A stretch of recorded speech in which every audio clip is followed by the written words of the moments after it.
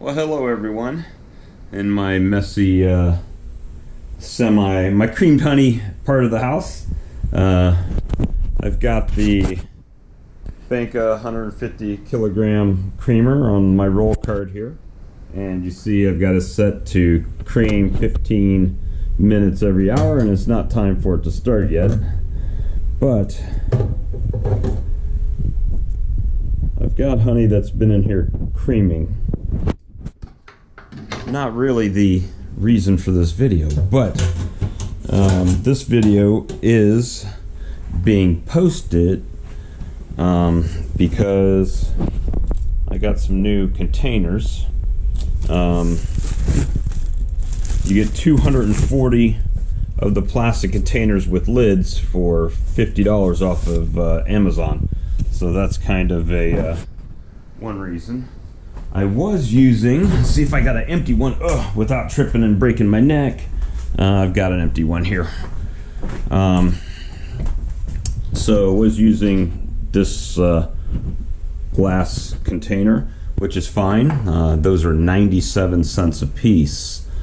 The plastic containers that I just showed you, actually, we'll walk outside and I'll show you what I've done. I went ahead and I'm doing a test here because I watched Brian Zavada's video with Kevin Monfelt, and I'm trying to make a few changes to try to get things a little bit better. And no, I'm not using the tripod, but I wanted to show you that I did put up the Inkbird and got the temperature set in the creaming range.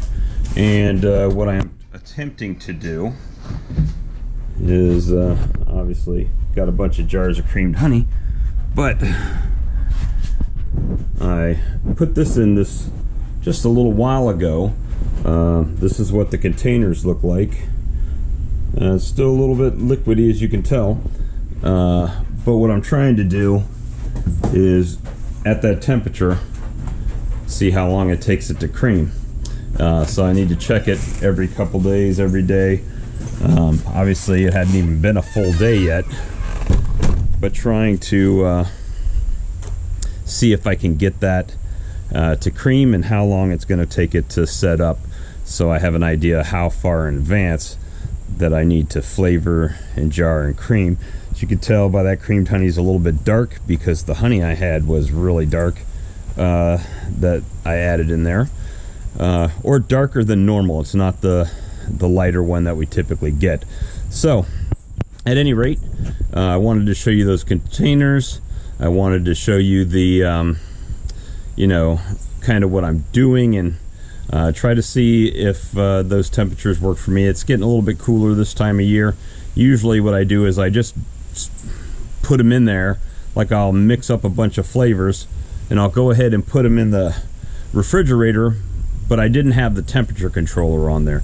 I just put them in there. So now we're putting them in there to see how long it sets and see if I can improve that process. It wouldn't really matter the way I do it because I'll just do a batch of flavors and then just let it sit. It doesn't matter to me how long because they're going to be in there longer than that period. I'm just trying to get in, you know, identify what that time is. So at any rate, stay with me and we'll try to follow the process along. I'll leave the link in the description for the containers that I'm using, and you know, give you an idea. All right, anyway, thanks a lot, and we'll see you on the next time. Thank you.